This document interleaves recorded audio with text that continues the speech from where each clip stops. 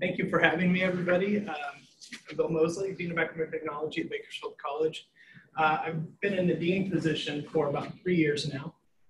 Prior to that, I was a computer science faculty at Bakersfield College, just to give you a little bit of context or background on myself. So there are a lot of ideas in our world. Some of them are really good. Some of them are really bad or just weird, like the butter chapstick, as I like to call it. I would be constantly putting butter on my lips, which I don't think is the idea for this. But some ideas are good ideas that are just way too early, right? Like these really prototype VR goggles. And in VR, I don't know if you follow VR, but virtual reality has had lots of false starts over its history. But it's sort of starting to take off, right? Because there are a number of factors that are coming into alignment that support a actual use for VR, a need perhaps even, at least a viable use. The technology is finally fast enough that when somebody puts VR goggles on, they don't get horribly motion sick, right, because of the lag. And so those confluence of factors has allowed a technology or an idea to be relevant where maybe it wasn't relevant before. And I would say that the same might be true of micro-credentialing because we have a convergence of factors, right? We have this idea of economic modeling, which is the big data of workforce skills. This idea that we're going to capture 13,000 discrete skills, categorize them, and tie them to what it takes to get a job. We have assessment, which is moving us beyond this academic idea that the Carnegie unit and the grade is the ultimate measure of learning, or the ultimate language of talking about units of learning, which it's kind of sad that's as good as we've got after hundreds and hundreds of years of education. But assessment is finally moving us to a point where we're looking at more discrete measures of learning. We have program mapping, this idea that we are tracking what it takes to go from A to Z in terms of a student's education all the way into the workforce. And no matter how academic our subject matter might seem to be, the ultimate goal of education is arguably still getting a job, right? At some point, we'd like our students to go out there, get a job, and be productive, or at least members of society if you're a Dewey fan, right? And then we have badging. Badging's been around a while, and I think badging has sort of, I wouldn't say false starts, but badging has been around a while and hasn't really caught on in any significant, meaningful way. I would suggest outside of maybe video games, right, which is kind of where it started if you don't count the Boy Scouts. But it was popularized in gaming. Badges were used, or our micro goals were used in gaming as a means of motivating game players through the game, or motivating them towards specific goals, mini goals within the game. And so at some point, Mozilla said, let's talk about an open standard for badging. And I'm a big fan of open standards because open standards allow us to communicate between private parties on the basis of a common language, so that we don't end up with the Tower of Babel when we're talking about micro-credentials. And even now, even though open standard has been around and very useful for a number of years, even now we have new entities that are springing into place that are talking about private closed standards for things like micro-credentials. And I think that's a disservice. Recently, Badger has taken over the mechanics or the platform for Mozilla's open badging. And they were a major player in this to begin with, but they are now the player in terms of the open standards for badging. So badges. A lot of people look at a badge and they see an image that in some way represents a unit of learning. But what you might not realize if you don't understand the technology behind the badge is that it's got a digital watermark there, essentially metadata that's embedded into that actual image that tells us things like who the issuer is, the criteria for the achievement of that badge. Now, if it just had those things, those would be very useful all by themselves, right? That tells me that Bakersfield College gave the badge, and here's what they did to earn it. We have tags, which allow us to categorize and make the information more useful through enhanced information or data. We can align it with educational standards. That's actually a data field in the open badging standard. And date of issuance. And if we want, we can even throw in an expiration date to badges.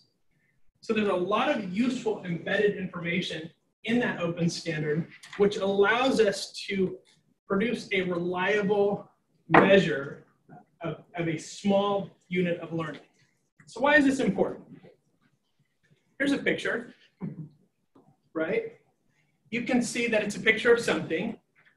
If you stand far enough away from that picture, you might be able to make an educated guess as to what that picture is of. But I would say that in a lot of ways, this picture represents our current use of grades and Carnegie units and courses to communicate what a student has learned. So in that metaphor, this is what badges do for us. They present a higher resolution picture of what a student has learned that enables us to really see what that student has done. But like I said, embedded in those badges isn't just what the student has learned, it's information like who they learned it from, when they did it, and even what criteria they used to assess that learning. So there's a natural marriage there between assessment and micro-credentialing that's embedded in the actual standard that we use to communicate.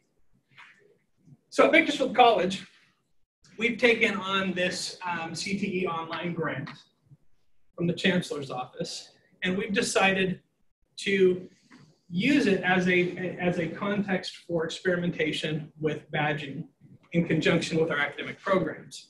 So what we're actually looking at is, can we create a relationship or forge a relationship between student learning outcomes, which is what we're assessing anyway. That's the academic standard for learning measurement on a more granular level. Can we tie that to badges in a meaningful way? And then that enables us to say, when a student has completed a course, they've completed or earned these badges.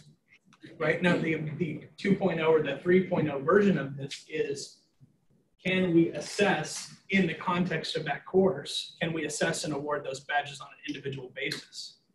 This is version 1.0, right? So we're saying, can we take that course, break it down into its core, most meaningful components of learning, and tie those and represent those with badging, which enables us to roll that up into a program where there's a program level badge that represents maybe a number of course level badges that you can continue to drill down, and you can see the discrete skills that each student has mastered as they've moved that course.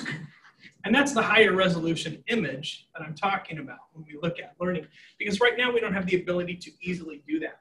So if we're talking about program mapping, we may see in the future at some point badges embedded in the program maps so that students can see and wrap their mind around, here's what I'm going to learn in these classes. And here are as I move through this program, here are the discrete skills that I'm going to pick up. Badger themselves, if you can look at this, you'll see that it looks very similar to the program mapper. This is actually Badger's representation of a badge tree, similar to the one I showed you a couple of slides ago, right? This one. Oop. So this is an actual representation of something similar in the Badger platform. So as I create those badges, and I show that there's a hierarchy of those badges, how they fit together and relate to one another, This is actually how it's visually represented in Badger. And so you can see that there's a very close alignment with what we're doing in program mapping with what's already done in badging. All we have to do is make a point of connection between the course and the badges, which is almost a no-brainer with student learning outcomes. Because we have that information, right? We can talk about, built into every learning outcome is a means of assessment. So we already have that information. We've already done that work. All we have to do is match those up. So in the CTE online grant program at Bakersfield College, we're actually taking CTE programs, doing the work of creating badges for student learning outcomes and courses and programs. And we'll be building those into our programs so that those students, as they complete those programs, which by the way are going to be 100% online and also use OERs. So just to round out the access for all students, they're going to walk away with a portable, verifiable, very granular picture of the exact skills that they have upon completing that program. And so economic modeling comes into this because MC is sort of coming at this from the other direction, right? Or organizations like MC, and there are others, but MC is a nice example because they've got things like the skills extractor, right? Where you can go, I can post it, if I'm an industry partner, I can post a job description that talks about discrete skills that somebody might need to go into that job.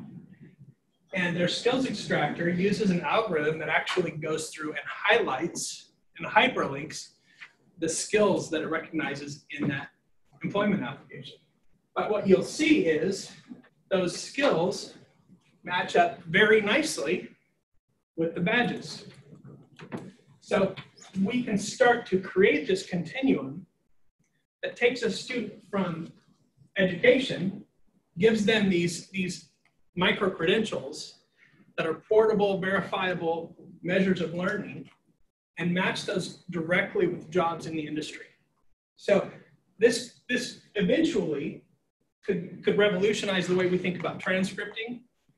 It could revolutionize the way we think about job applications, career placement for students based on learning, especially in CTE areas.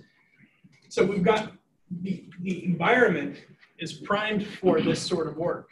Badges are the connective tissue that allow us to connect those discrete skills that employers say, here's what you need to be a web developer. You need to know HTML, CSS, JavaScript, UI design. We're connecting those with what students learn in their courses and how they learn it, how we're verifying as an educational institution the work that we're doing to ensure that our students are learning through assessment. And so we're connecting those end to end. I totally understand badging when it comes to IT because I totally understand those programs that I have no idea how they operate, right? But I have a hard time sometimes translating badging into other fields of study. And I'm wondering if there's some examples in other fields of study that could be helpful to help me think about badging more broadly. Well, any field of study where there are discrete skills. I mean, I think the CTE programs are what we chose to start with because in CTE, we've talked about, I mean, I came from what's technically a CTE area, computer science, right? So we've been talking about those discrete skills for a long time. In terms of the more academic subjects than not CTE areas, I think the first place we talk about things is with articulation. I think badges simplify the articulation process for us because let's say I take a class at Bakersfield College, English 101, and maybe that course has a title. So on my transcript, you see that I got an A, probably A minus, my wife's the A student, in English 101 at Bakersfield College, and it says advanced composition. Now I go to a UC or a CSU, and I want to articulate that course, I want to transfer the course. And they say, the first thing they say to me is, we need to know more about that course. So maybe they're able to look it up, but maybe they can't find it easily or the course description isn't enough. How nice would it be if we had that course distilled down to here are the major learning outcomes of that course, in a package that goes with the student that they could then say, well, that sort of aligns with this course at our institution. I think the very basic level thing that we're doing here is we're creating a language for diving into courses and really getting at the core of what are the skills in those courses. We're making that available in a meaningful way. And so I think that it's the really cool thing about this as a standard is that it carries with it the assessment of the learning, which if we're talking about competency-based education and really sort of turning the pedagogy of some of these learning ideas on their head with really good measurements of discrete skills, that goes with the badge. And so the student can go to an employer and say, here's what I know and here's how I know it.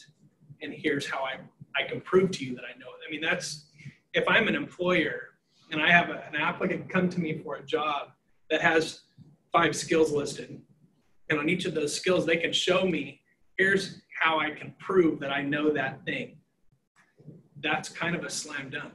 So it's really cool to be able to provide students with that. And that's just sort of one sliver of this. But it is the low-hanging fruit for us because we're already talking about those things in a lot of different venues. So putting that together is sort of a piece of cake. And then that then generates a model for us to expand to other areas. It really puts the focus where it needs to be. It's so interesting because my son is in college and he's studying computer engineering and just had an economics for engineers class, which sounds pretty easy, right? It was a 2-unit class and he was spending like 20 hours a week trying to figure this stuff out. And I thought, you know, why is that a 2-unit class? Because it doesn't even sound like it should be a 2-unit class. And it just sort of, again, brought this reality in front of me that it's a 2-unit class because he's sitting in a seat for 2 units worth of time, which has virtually nothing to do with the rigor or the difficulty level or the value of that class. And so when we start talking about courses in terms of a package of skills and how we learn those skills and how we validate the acquisition of those skills or knowledge bites, I think we're headed towards something that's a lot more meaningful. And I can tell you, I've had many conversations with our philosophy faculty at Bakersfield College who tell me over and over and over the value of a philosophy degree in the workplace. But that's a kind of a community college conversation. In the university, it's a little bit different, right? We're thinking about, I'm raising up baby philosophers to go out and hopefully they all go to grad school and become philosophers. I think that cultural shift isn't necessarily a lateral shift to something else. I think of it more as an expansion because of course we're going to train philosophers, but let's have a conversation about what else philosophers are doing, because we know that 10% of our baccalaureate philosophy graduates are going on to grad school to become faculty in philosophy and raise more baby philosophers. So what are the other 90% doing out there? Let's talk about that. Everybody knows we put SLOs on the syllabus. That's a requirement, right? Do we really talk about those? Is it really prominent in our instruction? Probably not as much as it will be when we're talking about that. But the other cool thing about that is that we're now steering the pedagogy of that class toward doing what's really meaningful for the students. Instead of this, we're just going to lecture on whatever, and then we're going to do some assessments, and there's not really a good connection there with what's happening in the classroom and what the students really need. But by doing that sort of assessment, when we get to that level, the goal obviously is going to be alignment between the letter grade and I shouldn't be able to get an A and know 3 of 4, right? But you did because you did extra credit. Yeah. So like I said, this is the very tip of the iceberg, but it opens up so many interesting conversations. I think we can all sort of agree that the conditions are good for badging, right? I think we're ready for that. All right, thank you very much. Thank you.